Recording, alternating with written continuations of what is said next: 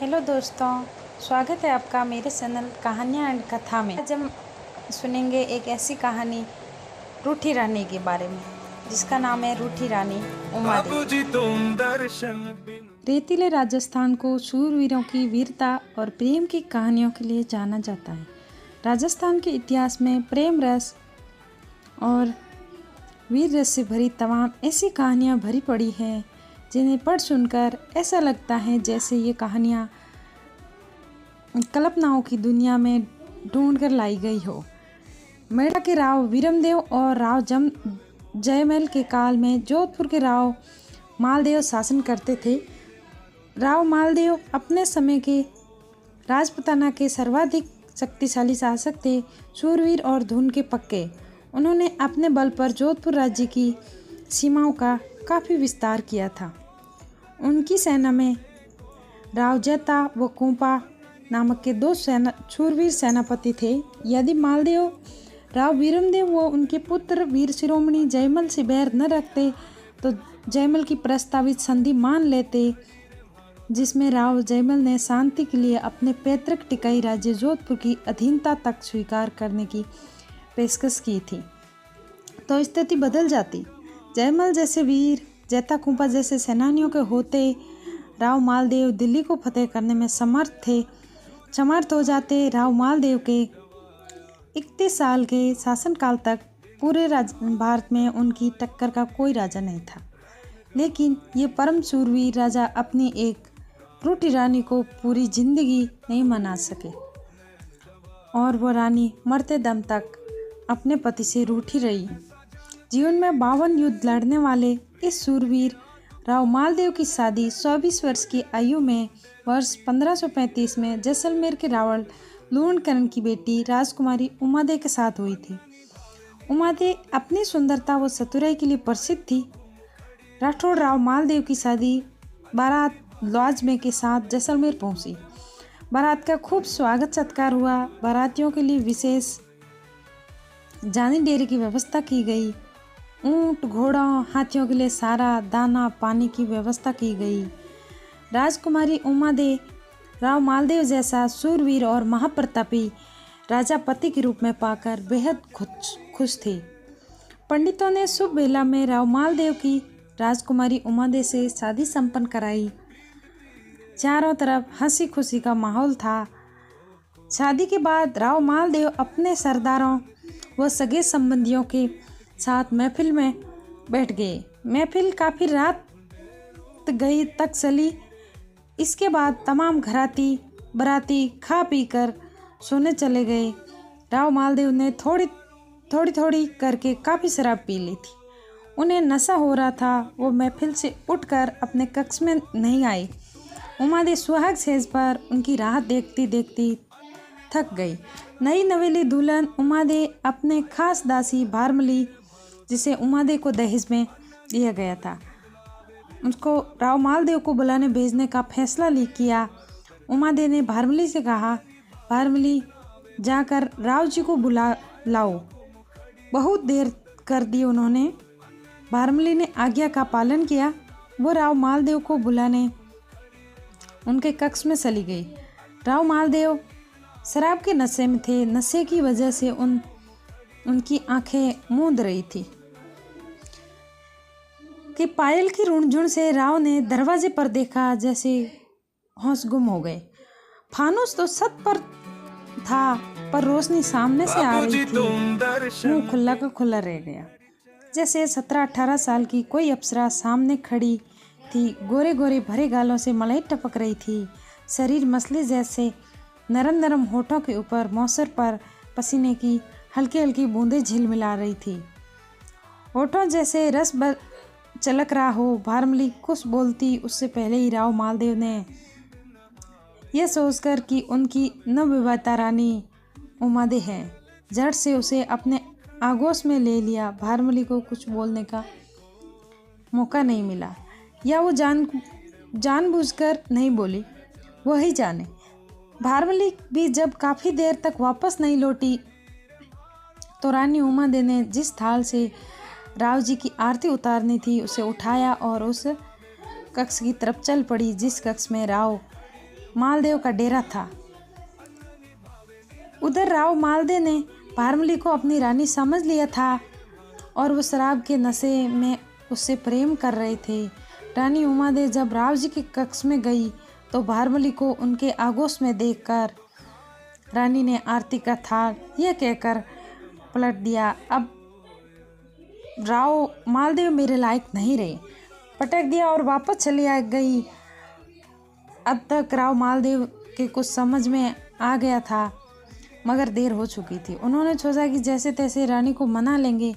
भारमली ने राव मालदेव को सारी बात बता दी कि वो उमादेव के कहने पर उन्हें बुलाने आई थी। उन्होंने उसे कुछ बोलने नहीं दिया और आगोश में भर लिया। रानी उमादेव ने यहाँ आकर ये सब देखा तो रूठ कर चली गई। सुबह तक राव मालदेव का सारा नशा उतर चुका था। वो बहुत शर्मिंदा हुए। रानी उमादेव के पास गए, जाकर शर्मिंदगी जाहिर करते हुए कहा कि वह नशे में भारमली को रानी उमादेव समझ बैठे थे मगर उमादेव रूठी हुई थी। उन्होंने स्पष्ट कह दिया कि वो बारात के साथ नहीं जाएगी, वो भारमली को ही ले जाए। फलस्वरूप एक शक्तिशाली राजा को बिना दुल्हन के एक दासी को लेकर बारात वापस ले जानी पड़ी। रानी उमादेव आजीवन राव मालदेव से रूठी ही रही। इतिहास में रूठी रानी के नाम से मशहूर हुई। जैसलमेर की ये राजकुमारी रूठने के बाद जैसलमेर में ही रह गई थी। मालदेव दहेज में मिली दासी भारमली बारात के साथ बिना दुल्हन के जोधपुर आ गए थे। उन्हें इस बात का बड़ा दुख हुआ। सब कुछ एक गलत फहमी के कारण हुआ था। राव मालदेव ने अपनी रूठी रानी उमादेव के लिए जोधपुर में किले के पास एक हवेली बनवाई। उन्हें विश्वास था कि कभी न कभी रानी मान जाएगी, लेकिन मानने वाली थी। राजकुमारी बहुत खूबसूरत व चतुर थी। उस समय उमादेव जैसी खूबसूरत महिला पूरे राजस्थान में नहीं थी। वही सुंदर राजकुमारी मात्र फेरे लेकर राव मालदेव की रानी बन गई थी। ऐसी रानी जो पति से आजीवन रूठी रही। जोधपुर के इस शक्तिशाली राजा मालदेव ने उमादेव को मनाने की बहुत कोशिश की मगर सब व्यर्थ। वह नहीं मानी तो नहीं मानी। आखिरी में राव मालदेव ने एक बार फिर कोशिश की उमादेव को मनाने की। इस बार राव मालदेव ने अपने चतुर कवि आसानंद जी सारण को उमादेव को मना कर लाने के लिए जैसलमेर भेजा। सारण जाति के लोग बुद्धि से चतुर व वाणी से वाक्पटुता व उत्कृष्ट कवि के तौर पर माने जाते हैं। राव मालदेव के दरबार के कवि आसानंद सारण बड़े भावुक थे।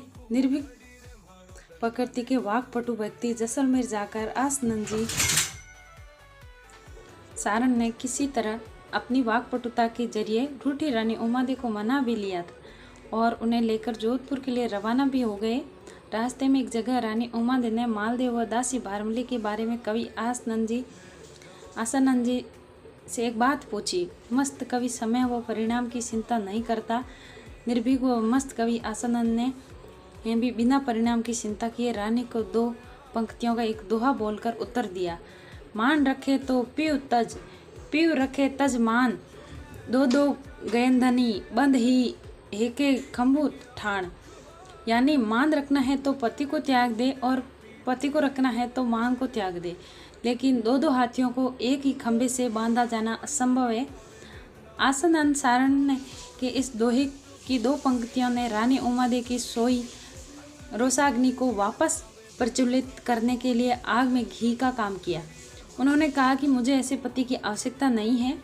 रानी उमादेव ने उसी पल रथ को वापस जैसलमेर ले जाने का आदेश दे दिया।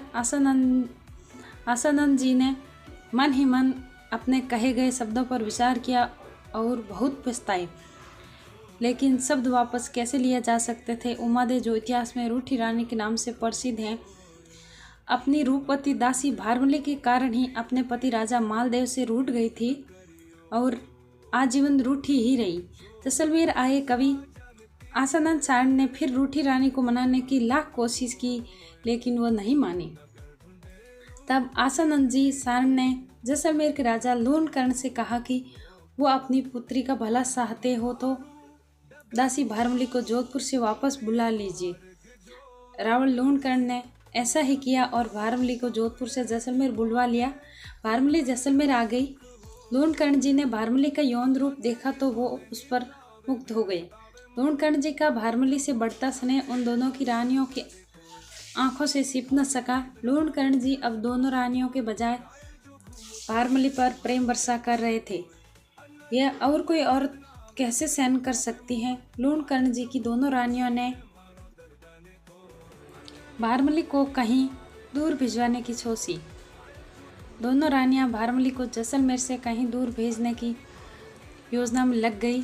लूणकर्ण जी की पहली रानी सोडी जी ने उमरकोट अपने भाइयों से भारमली को ले जाने के लिए कहा, लेकिन उमरकोट के सोडों ने रावण लूणकर्ण जी से शत्रुता लेना ठीक नहीं समझा। तब लूणकर्ण जी की दूसरी रानी, जो जोधपुर के मालानी परगने के कोटड़े के शासक बाघजी राठौड़ की बहन थी, उसने अपने भाई बाघजी को बुलाया। बहन का दुख मिटाने के लिए बाघजी शीघ्र आए और रानियों के कथन के अनुसार भारमली को ऊंट पर बिठाकर मौका मिलते ही जैसलमेर से छिपकर भाग गए। लूणकर्ण जी कोटड़े पर हमला तो कर नहीं सकते थे, क्योंकि पहली बात तो ससुराल पर हमला करने में उनकी प्रतिष्ठा घटती है, और दूसरी बात राव मालदेव जैसा शक्तिशाली शासक मालानी का संरक्षक था। अतः राव लूणकर्ण जी ने जोधपुर के ही आसानंद कवि को कोटड़े भेजा कि बाघजी को समझाकर भारमली को वापस जैसलमेर ले आए। दोनों रानियों ने बाघजी को पहले ही संदेश भेजकर सूचित कर दिया कि वे बारट जी आसानंद की बातों में न आए।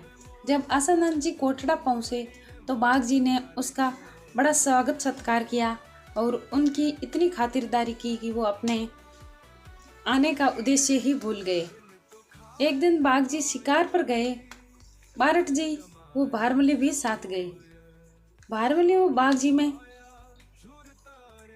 असीम प्रेम था, अतः वो भी बाघजी को छोड़कर किसी भी हालत में जैसलमेर नहीं जाना चाहती थी। शिकार के बाद भारमली ने विश्राम स्थल पर चूल्हे सेक कर खुद आसानंद जी को दिए। शराब भी पिलाई। इससे खुश होकर बाघजी व भारमली के बीच प्रेम देखकर आसानंद जी सारण का भावुक कवि हृदय बोल उठा। जहाँ गिरवर तहम मोरिया, जहाँ सरवर तहम हंस, जहम भागा तहम भारमली, जहम दारू तहम हंस। यानी जहाँ पहाड़ होते हैं वहाँ मोर होते हैं, जहाँ सरोवर होता है वहाँ हंस होते हैं। इसी प्रकार जहाँ बाघजी हैं वहीं भारमली होगी। ठीक उसी तरह से जहाँ दारू होती है वहीं मांस भी होता है। कवि आसानंद की ये बात सुन बाघजी ने झट से कह दिया, बारट जी आप बड़े हैं और बड़े आदमी दी हुई वस्तु को वापस नहीं लेते हैं, अतः अब भारमली को मुझसे न मांगना। आसानंद जी पर जैसे वज्रपात हो गया, लेकिन बाघजी ने बात संभालते हुए कहा कि आपसे एक प्रार्थना है, आप भी मेरे यहीं रहिए। और इस तरह से बाघजी ने कवि आसानंद जी बारट को मनाकर भारमली को जैसलमेर ले जाने से रोक लिया। आसानंद जी भी कोटड़ा गांव में रह रहे थे और उनकी वो बाघजी की घनिष्ठ दोस्ती हुई कि वे जिंदगी भर उन्हें भुला नहीं पाए। एक दिन अचानक बाघजी का निधन हो गया। भारमली ने भी बाघजी के शव के साथ प्राण त्याग दिए। आसानंद जी अपने मित्र बाघजी की याद में जिंदगी भर वे सहन रहे। उन्होंने बाघजी की स्मृति में अपने उद्गारों के पिसोले बनवाए। बाघजी और आसानंद जी के बीच इतनी घनिष्ठ मित्रता हुई कि आसानंद जी उठते बैठते सोते जागते उन्हीं का नाम लेते थे।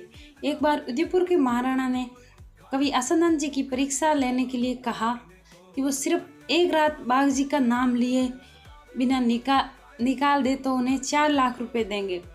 आसानंद जी के पुत्र ने भी यही आग्रह किया। कवि आसानंद जी ने भरपूर कोशिश की कि वो अपने कवि पुत्र का कहा मानकर कम से कम एक रात बाघजी का नाम न ले, मगर कवि मन कहाँ चुप रहने वाला था। आसानंद जी की जुबान पर तो बाघजी का ही नाम आता था। रूठी रानी उमादेवी ने प्रण कर लिया था कि वो आजीवन मालदेव का मुंह नहीं देखेगी। बहुत समझाने के बाद भी रूठी रानी जोधपुर दुर्ग की तलहटी में बने एक महल में कुछ दिन ही रही और फिर उन्होंने अजमेर के तारागढ़ दुर्ग के निकट महल में रहना शुरू कर दिया। बाद में ये इतिहास में रूठी रानी के नाम से प्रसिद्ध हुई। राव मालदेव ने रूठी रानी के लिए तारागढ़ दुर्ग में पैर से चलने वाली रहट का निर्माण करवाया। जब अजमेर पर अफगान बादशाह शेरशाह सूरी के आक्रमण की संभावना थी, तब रूठी रानी कोसाना चली गई, जहां कुछ समय रुकने के बाद वो गुंदोज चली गई। गुंदोज से काफी समय बाद रूठी रानी ने मेवाड़ में केलवा में निवास किया। जब शेरशाह सूरी ने मारवाड़ पर आक्रमण किया तो रानी उमादेव से बहुत प्रेम करने वाले राव मालदेव ने युद्ध में प्रस्थान करने से पहले एक बार रूठी रानी से मिलने का अनुरोध किया। एक बार मिलने को तैयार होने के बाद रानी उमादेव ने ऐन वक्त पर मिलने से इनकार कर दिया। रूठी रानी के मिलने से इनकार करने का राव मालदेव पर बहुत बुरा प्रभाव पड़ा और वो अपने जीवन में पहली बार कोई युद्ध हारे। वर्ष 1562 में राव मालदेव के निधन का समाचार मिलने पर रानी उमादेव को अपनी भूल का एहसास हुआ और कष्ट भी हुआ। उमादेव ने प्रायश्चित के रूप में उनकी पगड़ी के साथ स्वयं को अग्नि को सौंप दिया। ऐसी थी जैसलमेर की भटियाणी उमादेव रूठी रानी। यह संसार में रूठी रानी के नाम से अमर हो गई। यह कहानी आपको कैसी लगी? अगर पसंद आई है तो मेरे चैनल को लाइक एंड सब्सक्राइब कीजिए।